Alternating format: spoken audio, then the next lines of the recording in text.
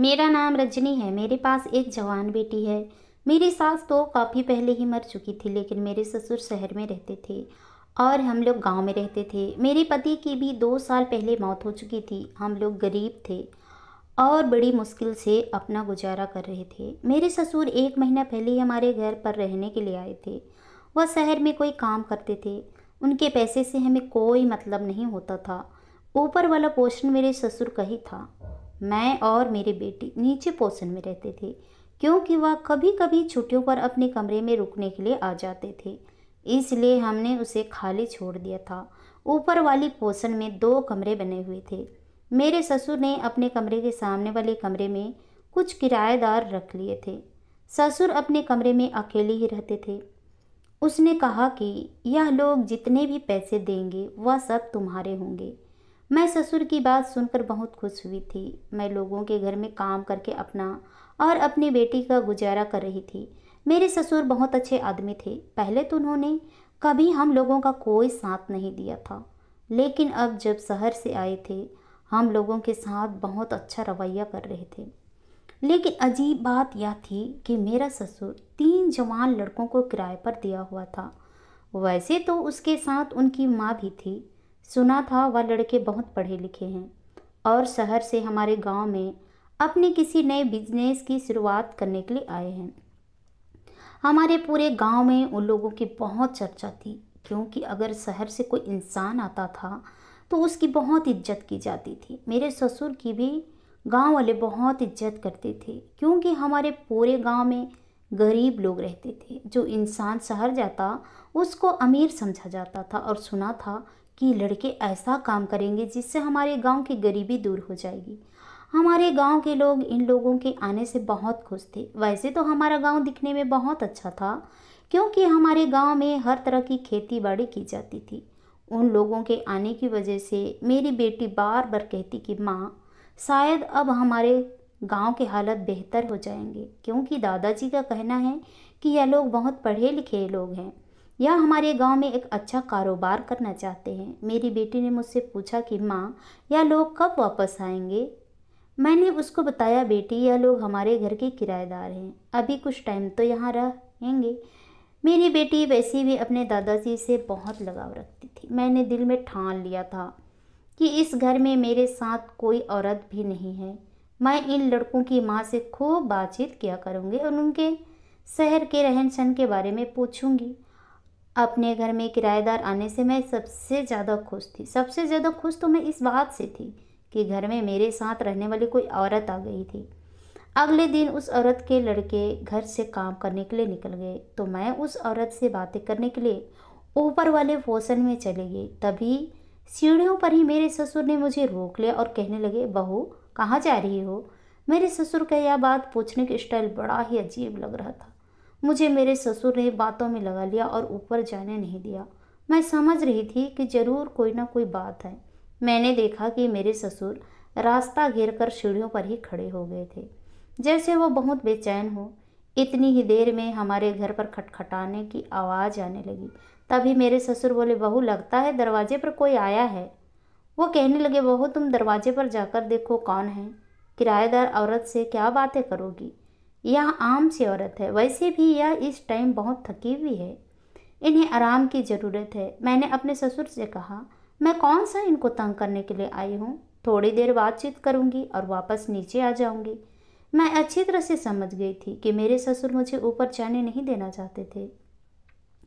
दरवाजे पर भी कोई बार बार दस्तक दे रहा था। मेरी बेटी काम में व्यस्त थी, इसलिए उसने दरवाज़ा नहीं खोला। मैं खामोशी से नीचे आ गई थी। मैं जब दरवाज़ा खुला तो दरवाजे पर वह तीनों लड़के मौजूद थे। मैंने देखा कि उन लड़कों के बड़े बड़े बैग हाथ में बड़े बड़े बैग थे। वह मुझे देखते हुए सीढ़ियों पर चढ़ गए। मुझे कुछ गड़बड़ का एहसास होने लगा, तो मैं उन लड़कों के पीछे पीछे इस सीढ़ियों पर चढ़ गई। अब की बार तो मैं उन लड़कों का पीछा करते हुए सीढ़ियों से ऊपर तक चली गई थी, लेकिन तभी अचानक मेरे ससुर ने फिर से आकर मुझे रोक लिया और उन लोगों के कमरे में भी नहीं जाने दिया। मेरे ससुर ने मुझे गौर से देखा, जैसे वह समझ गए थे कि मैं उन लड़कों के पीछे पीछे ही ऊपर आई हूँ। मैं जैसे ही उनके कमरे तक पहुँची, मेरे ससुर ने मुझे कमरे पर आकर रोक लिया। वह तीनों लड़के भी कमरे के बाहर ही आकर खड़े हो गए थे, जबकि उनकी माँ कमरे के अंदर ही मौजूद थी। वह मेरी आवाज़ सुनकर भी कमरे से बाहर नहीं आई। उन तीनों लड़कों की शक्ल सूरत बड़े ही अजीब हो रहे थे। उन्हें देखकर मैं बहुत हैरान हो रही थी। वह लड़के बहुत लंबे चौड़े थे और तीनों ही लगभग एक ही उम्र के लग रहे थे। मुझे तो अपनी आंखों पर यकीन ही नहीं हो रहा था कि यह तीनों भाई हैं। सबके भाइयों में आपस में कुछ सालों का फैसला होता है, लेकिन यह तीनों एक जैसे उम्र के लग रहे थे। वो लोग भी मुझे ही देख रहे थे। यह लड़के मुझे कुछ कुछ गलत काम करने वाले लड़के लग रहे थे, लेकिन उनकी माँ को अभी तक मैं नहीं देख पाई थी। वह औरत जब से आई थी कमरे में घुसी बैठी थी। मैंने उन लड़कों से पूछा कि तुम लोग कहाँ से आए हो। तभी मेरे ससुर ने बीच में मेरी बात काटते हुए कहा, बहू मैं तुम्हें बताया तो था कि यह लोग शहर से यहाँ पर अपना बिजनेस सेट करने के लिए आए हैं। मैं फिर से उन लोगों से दोबारा सवाल किया, तुम लोगों की माँ दिखाई नहीं दे रही है? अपनी माँ से कहना कि किसी चीज़ के लिए परेशान होने की ज़रूरत नहीं। अगर उन्हें किसी चीज़ की ज़रूरत हो तो वह मुझे नीचे आवाज़ लगा सकती है। फिर से मेरे ससुर ने मेरी बात को अधूरा छोड़ दिया और बीच में से ही अपनी बात कहनी शुरू कर दी। बहू, मैं इनकी माँ को पहले ही यह बात बता चुका हूँ कि नीचे वाले पोर्शन में मेरी बहू और पोती रहती है। अगर आपको किसी भी चीज़ की ज़रूरत हो तो इन लोगों को बता देना। मुझे बात बड़ी अजीब लगी थी कि वह लोग मेरी बात का कोई जवाब नहीं दे रहे थे और मेरे ससुर बार बार मेरी बात का जवाब दे रहे थे।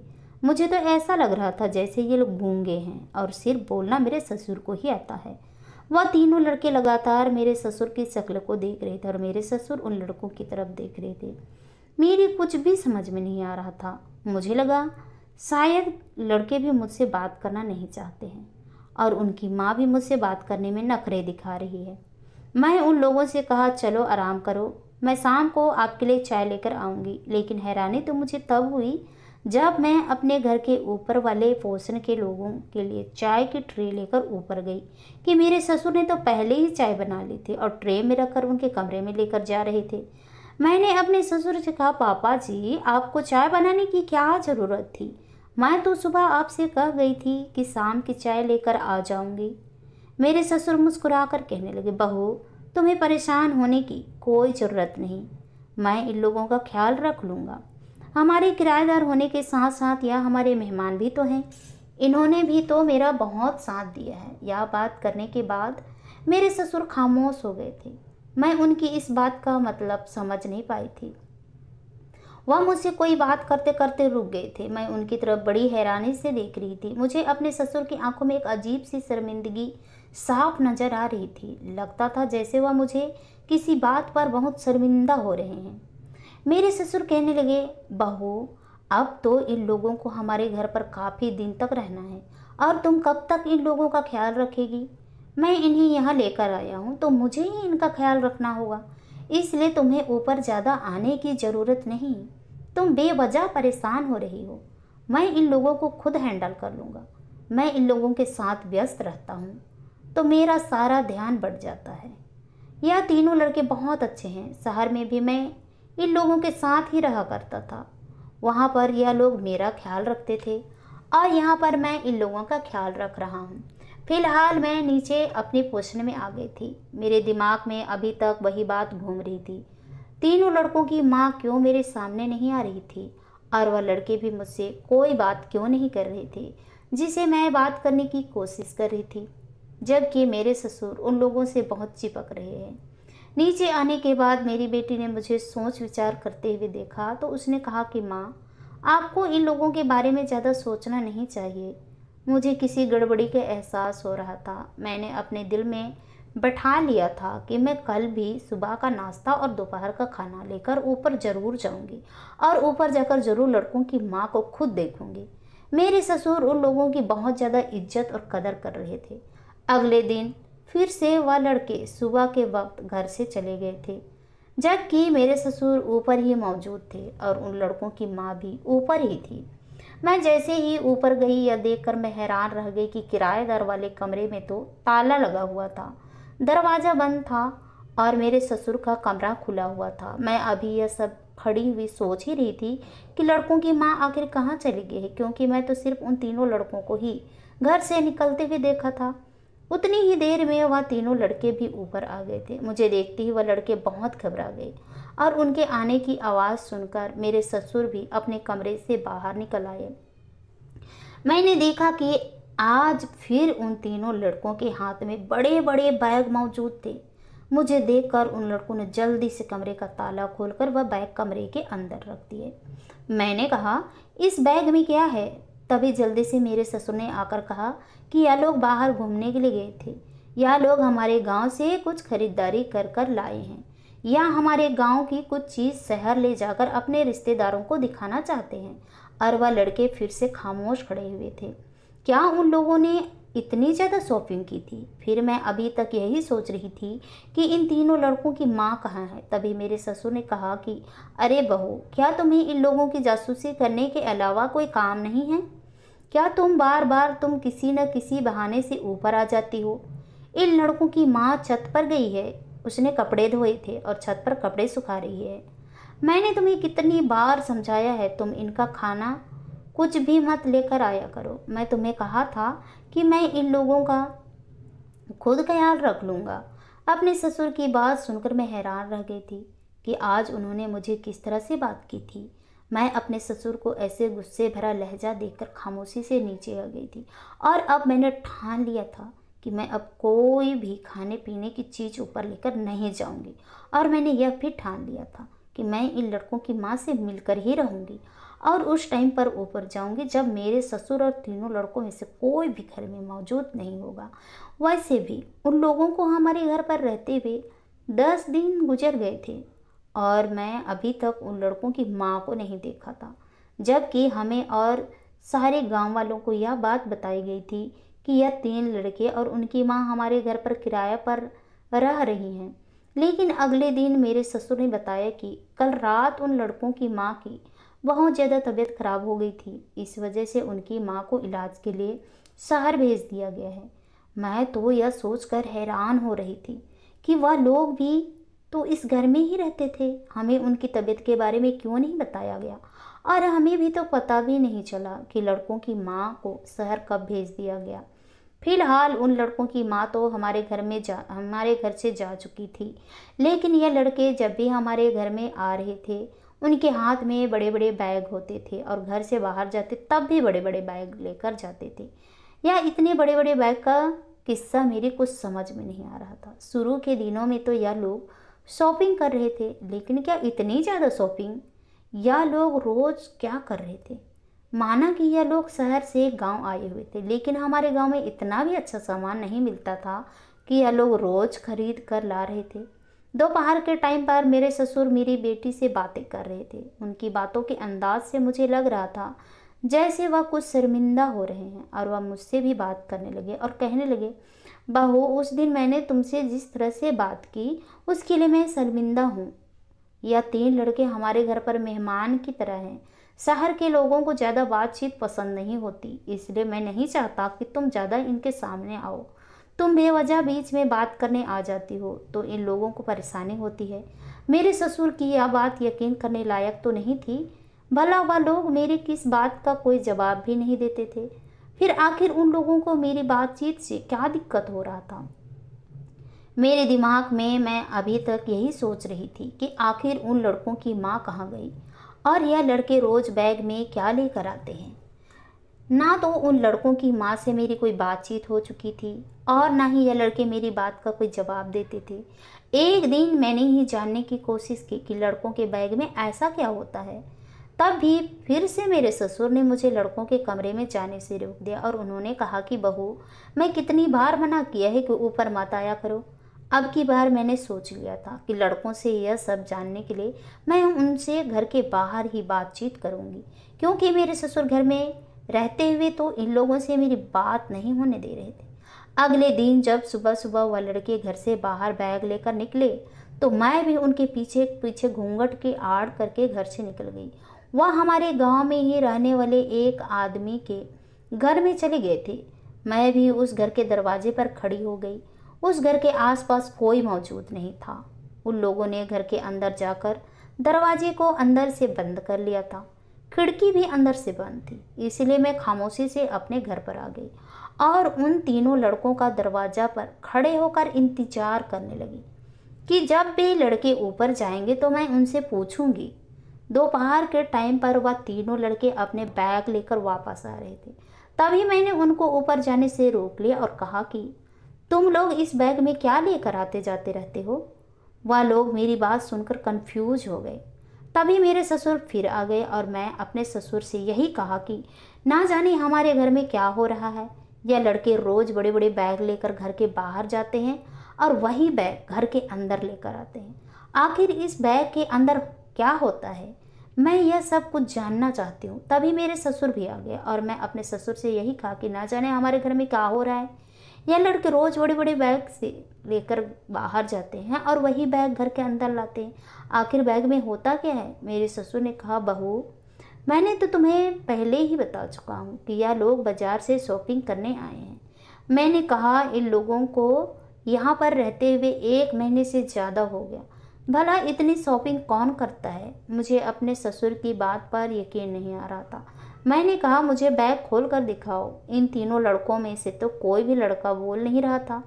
फिर मेरे ससुर को गुस्सा आ गया और वह कहने लगे कि बहू तुम हमेशा सवाल करती रहती हो। आज मेरा बेटा जिंदा होता तो मैं ज़रूर उससे तुम्हारी शिकायत करता कि मर्दों के मामले में बोलने का तुम्हारा कोई हक नहीं है। मैंने कहा पापा जी मेरा पति नहीं है, इसलिए अपने घर के मामले में मुझे ही बोलना पड़ेगा। मैं काफ़ी दिनों से देख रही हूँ यह लोग बड़े बड़े बैग भर कर लाते हैं। मुझे पूरा यकीन है आप मुझसे झूठ बोल रहे हो और मुझसे ज़रूर कुछ छुपा रहे हो। मेरे ससुर मेरी तरफ देखे हुए बहुत मजबूर हो गए थे और हार मानकर उन्होंने एक लड़के के हाथ से बैग लिया और उसे खोलकर उस बैग के अंदर से एक पैकेट निकाला। उस पैकेट के अंदर कुछ सफ़ेद पाउडर जैसी चीज़ थी। मैंने अपने ससुर से पूछा यह क्या है, तो उन्होंने बताया कि कपड़े धोने वाला डिटर्जेंट पाउडर है। हमारे गांव में इन तीनों लड़कों ने डिटर्जेंट पाउडर बनाने की कंपनी खोली है। इन लोगों को यह काम करने के लिए बड़ी जगह चाहिए थी, जबकि शहर में तो कारोबार करने के लिए ज़्यादा जगह मौजूद नहीं है। मैं इन लोगों को गांव में ज़मीन दिलवा दी थी। या अपनी ज़मीन पर यह डिटर्जेंट पाउडर बनाते हैं और इसको शहर के लोगों को सप्लाई करते हैं। अब इन्हें यह सब कुछ सच पता चल गया, इसलिए अब तुम आगे से किसी तरह जासूसी नहीं करोगी। मैं उन लोगों पर शक किया। यह चीज़ तो बहुत अच्छी चीज़ है। डिटर्जेंट पाउडर अगर हमारे गांव के लोग भी इस्तेमाल करने लगे तो औरतों को कपड़े साफ सुथरा और चमकदार मिलेंगे और ज़्यादा मेहनत भी नहीं करनी पड़ेगी।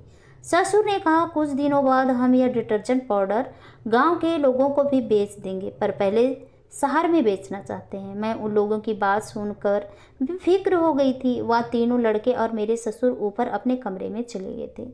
लेकिन कुछ दिनों बाद मेरी हैरानी की हद न रही। मेरे ससुर ने अच्छे और महंगे कपड़े पहनना शुरू कर दिए और वह खाने के लिए भी बहुत सारे फल और घर में ढेर सारा राशन भरवा रहे थे। जब भी घर में आते मेरी बेटी को 1000-500 के नोट ज़रूरत पूरी करने के लिए दे दिया करते थे।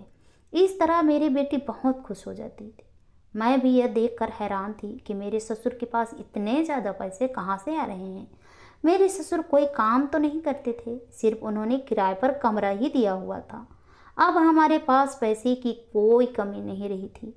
मेरे ससुर हम दोनों माँ बेटी को भी बहुत सारे पैसे देते थे। हम दोनों भी बहुत खुश हो जाती थी और अपनी मर्जी के मुताबिक महंगी महंगी चीज़ लेते थे। कुछ दिन पहले ही शहर का सारा काम काज छोड़कर गांव आए थे।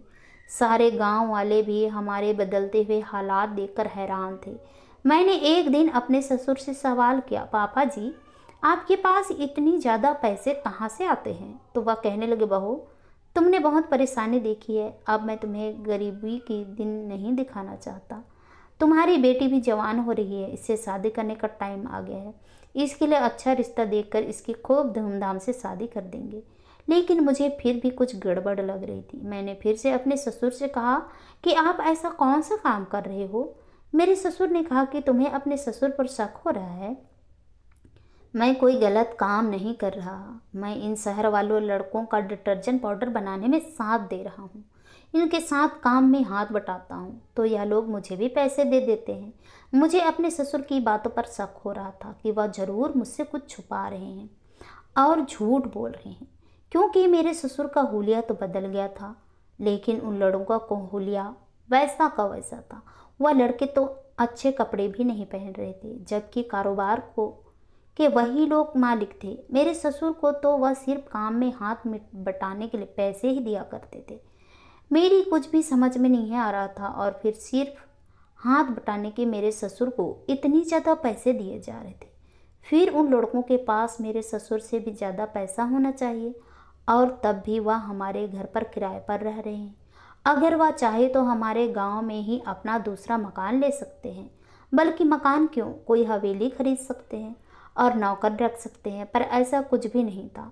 वह लड़के तो हमारे घर पर भी अभी तक किराए पर ही रह रहे थे और मेरे ससुर को किराया भी दे रहे थे।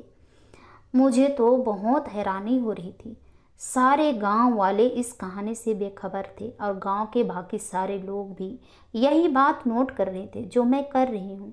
क्या फिर मेरे ससुर के पास इतना पैसा कहाँ से आ रहा है? गांव की कुछ औरतें मेरे घर पर मुझसे बात करने के लिए आई। वह कहने लगी कि तुम लोगों के तो रंग ही बदल गए। जरूर तुम्हारे ससुर के पास कोई ऐसी चीज़ है जिससे तुम लोग बहुत दिन में ही कुछ ही दिन में ही अमीर हो गए हो। मैं उन औरतों को बताया कि मेरे ससुर लड़कों के साथ मिलकर डिटर्जेंट पाउडर बना रहे हैं। उन्होंने गांव में ही इन तीनों लड़कों को जमीन लेकर दिलवा दी है। उन औरतों में से एक औरत ने कहा, बहन, गांव में तो ऐसा कोई काम नहीं हो रहा है। हमारे पति गांव में खेती बाड़ी करते हैं, उन्हें हर बात की खबर रहती है। अगर गांव में ऐसा कोई काम हो रहा है तो वह जरूर हमें बताते। उस औरत के साथ साथ गांव की बाकी सारी औरतें भी यही कहने लगी। हाँ, हमें भी इस बात के बारे में पता होता।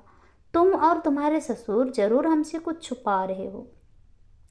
तुम लोगों के पास कोई ऐसी चीज है जिससे तुम लोग रातों रात अमीर हो गए हो और हमें बताना नहीं चाहते।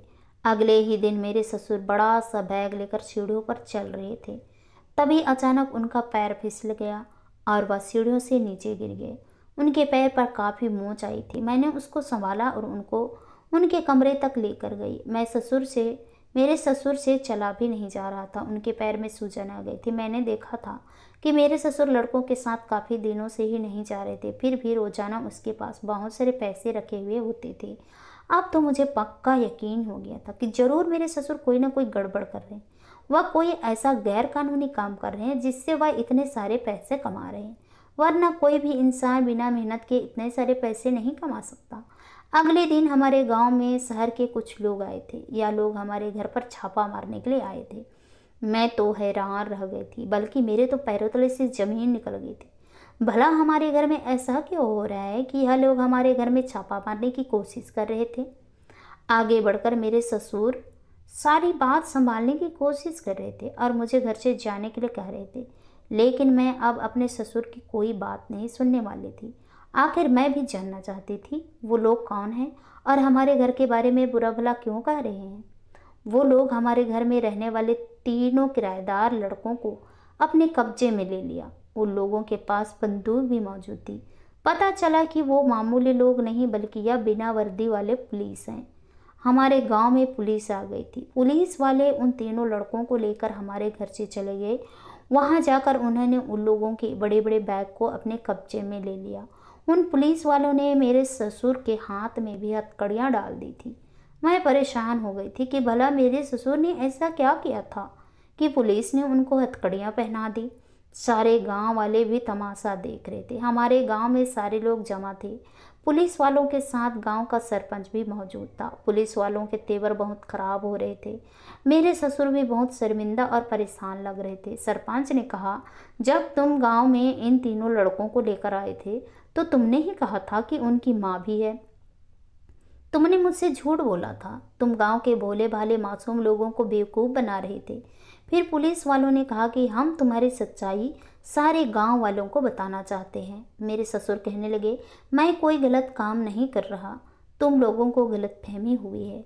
वह पुलिस वाले मेरे ससुर और उन तीन लड़कों को पकड़कर हमारे घर से बाहर निकाल गए और उन्होंने सारे गाँव वालों के सामने यह बात बता दी कि यह लड़के आपके गांव ड्रग्स सप्लाई कर रहे हैं। मैं यह सब सुनकर हैरान हो गई थी, क्योंकि मेरे ससुर ने तो बताया था कि वह डिटर्जेंट पाउडर है, पर यह ड्रग्स था और मेरे ससुर उन लड़कों के काम में उन लोगों का साथ दे रहे थे। मेरे ससुर उन तीनों लड़कों को इस काम के लिए शहर से गांव लेकर आए थे, क्योंकि हमारे गांव के लोग बहुत सीधे साधे और मासूम थे। मेरे ससुर हमारे गांव में तो ड्रग सप्लाई ज़्यादा सप्लाई नहीं कर सकते थे, बल्कि आसपास के कई गांव में तीनों लड़के ड्रग्स सप्लाई करके आते थे। वह सफ़ेद पाउडर कोई डिटर्जेंट पाउडर नहीं था, बल्कि ड्रग्स था। यह लोग दूसरे आदमी से ड्रग्स मंगवा रहे थे और यहाँ के मासूम लड़कों को बेच रहे थे। ससुर ने लड़कों को अपने घर में रखने के लिए झूठ कहा था कि उसकी माँ भी रहने के लिए आई है। मैं उनकी जासूसी करना चाह रही थी, इसलिए मेरे ससुर ने मुझे उनकी माँ के बारे में भी झूठ बोल दिया था और ड्रग्स के बारे में भी मुझे झूठ बताया था। यह तीनों भाई भी नहीं थे, बल्कि ड्रग्स बेचने वाला ग्रुप था, जिसमें मेरे ससुर भी बराबर के हिस्सेदार थे। मेरे ससुर शहर में भी यही काम किया करते थे, लेकिन शहर में उनका यह काम करने में बहुत मुश्किल आ रही थी, इसलिए उनको गांव में आकर काम करना शुरू कर दिया और उन्होंने यह सिर्फ पैसा कमाने के लिए किया था। हमें कभी सच्चाई के बारे में पता नहीं चलता अगर आज शहर से यहाँ पर पुलिस ना आई होती। मेरे ससुर की पूरे गांव में बहुत बेइज्जती हो रही थी। यह लड़के हमारे घर में जिस कमरे में रहते थे वहाँ पर भी बहुत सारे ड्रग्स मिली थी। सारे ड्रग्स पुलिस ने अपने साथ जब्त कर ली थी। काफ़ी सारे ड्रग्स तो यह लोग भेज चुके थे, लेकिन बाकी को उन्होंने कमरे में संभाल कर रख दिया था। पर अब वह सब कुछ पुलिस ने ले लिया। मेरे ससुर को गांव के सारे लोग बहुत बुरा भला कह रहे थे। मुझे भी अपने ससुर की गलती पर बहुत शर्मिंदगी महसूस हो रही थी। मेरे पति बहुत ईमानदार इंसान थे। हम लोग गरीब जरूर थे, पर मेरे पति ने कभी बेईमानी नहीं की थी और ना ही उन्होंने गलत तरीके से पैसा कमाया था। हम माँ बेटी को बहुत बेइज्जती का सामना करना पड़ रहा था। मुझे अपनी बेटी की शादी की फिक्र लगी हुई थी कि ना जाने ऐसी हालात में अब मेरी बेटी की शादी कभी होगी भी या नहीं। लेकिन ऊपर वाला हमेशा ईमानदार लोगों के साथ देता है। ऊपर वाले ने मेरी बेटी के लिए एक बहुत अच्छा रिश्ता भेज दिया था, जिन लोगों को मेरी बेटी बहुत पसंद आई थी और उन्होंने मुझसे बिना दहेज लिए ही शादी कर ली थी। मेरी बेटी अपने ससुराल में बहुत खुश रहती है। अब तो मैं इस घर में अकेली रह गई हूँ। गांव के सरपंच जी मेरी बहुत मदद करती है। मैं चाहती तो अपना घर चलाने के लिए घर में किराएदार भी रख सकती थी, लेकिन अब मैं दोबारा से लोगों पर भरोसा नहीं कर सकती थी। इसलिए मैंने अपने ससुर के ऊपर वाले पोर्शन में लड़कियों को सिलाई सिखाने का काम शुरू कर दिया। मेरी ज़िंदगी बहुत अच्छी गुजर रही है। आशा करती हूँ दोस्तों आप लोगों को ये कहानी पसंद आई होगी। कहानी पसंद आई तो कहानी को लाइक कीजिए, शेयर कीजिए, कमेंट कीजिए और ऐसी ही कहानी सुनने के लिए प्लीज़ हमारे चैनल को सब्सक्राइब जरूर कीजिए। तो चलिए दोस्तों, मिलते हैं नेक्स्ट किसी नई कहानी के साथ। तब तक के लिए बाय बाय, अपना ख्याल रखिए।